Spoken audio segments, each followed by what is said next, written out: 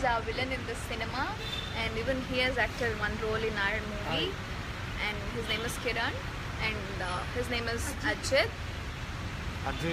and he's our producer, sir, Malik sir, and director ಬನ್ನಿ ಇಲ್ಲಿ. Director ಬನ್ನಿ. so yes, ಹೇಳಿ ಮೂವಿ ಬಗ್ಗೆ ಹೇಳಿ.